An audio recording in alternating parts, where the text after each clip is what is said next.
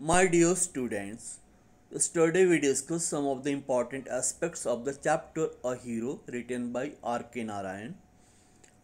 We dealt with some of the points like outline, title, summary, character sketches, etc. Further, we are going to discuss the chapter and trying to explore more from within the chapter. Let's listen attentively. The story is about Swami who becomes an accidental hero and pride of his family. As a young boy, Swami dislikes going to school or work hard at anything.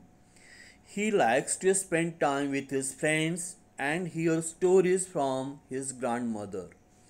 He is pampered by his grandmother and so he only sleeps by her side. However, this situation disturbs Swami's father, who wants to discipline Swami and wants him to become independent and self reliant. He read stories of great feats by young children and wants his son to be one of them. After trying all that he can, After trying all that he finally asks Swami to spend his night in his office, in place of his grandmother's bedroom. This startles Swami, who tries to resist the move. He employs many tactics like appealing to his mother and grandmother, but to no avail. That is of no use. He also seeks advice from his friends who suggest him to go to bed early and avoid being caught awake by his father. Unfortunately, Swami's father does not fall for any of his tricks and coaxes him to retire to his office. Swami father does not fall for any of his tricks and coaxes him to retire to his office. He relents to a degree by allowing Swami to sleep with open doors and windows. This is because Swami is spooked by ghosts. This is because Swami is spooked by ghosts, which are something his friends have warned him about. Swami is spooked by ghosts, which are something his friends have warned him about. He trembles at the thought of being visited by ghosts and requests to open the window to find a quick escape. The night passes without an alarm until Swami is woken up by a stir. He looks at the window and finds a shadowy figure trying to break in, that is, enter into the room. He fears that it is the ill-framed ghost and latches on onto its legs. He fears that it is the ill-famed ghost and lashes onto its legs. He bites into the limbs and cries out for help. Hearing his shriek, the family rushes to the office and the thief is apprehended. When the police arrive, they congratulate Swami on his act of courage and heroism. However, Swami declines an invite to join the force. He does not want to be involved in any further acts of heroism or danger. He decides to go back to his old ways and return to grandmother's room. He continues to sleep in the comfort and loving care of her. He continues to sleep in the comfort and loving care of her grandmother. When his father tries to make him sleep in the office again, it is his mother who intervenes and asks him to back off.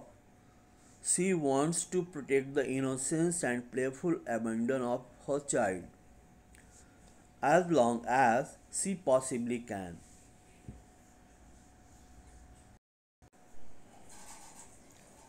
Listen once more about the summary of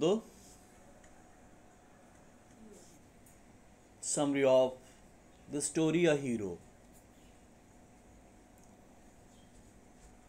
The story opens with Swami's father reading a newspaper at night. He calls Swami and tells him a story of a boy who saves himself from a tiger. The boy climbed up a tree and waited for almost half a day. Then people came and killed the tiger. Swami is doubtful how could a boy fight with a tiger. His father tells that it is possible. One must have courage, than strength and age. Swami now gets a challenge from his father to sleep alone in his office room. But Swami always sleeps beside his grandma. It is not his habit to sleep alone. Swami is just scared because he has got a fearful challenge. Swami is scared because he has got a fearful challenge. However, Swami tries to divert the discussion. He tells his father that his club is going to buy new bats and balls. But his father is steady in his decision and orders him to do it. Swami requests his father that he will sleep alone from the next month. His father is now angry with him and rebukes, that is, scolds for sleeping beside his grandma and mother like a baby. Swami's mother Swami's mother is beside them. She answers not to point towards her. She does not know anything. It is only his own mother who is responsible for this. However, at night Swami goes onto his bed as regular. He pulls the blanket over his face. But his father comes and orders him to get up. Swami fears and sees his father as ghost.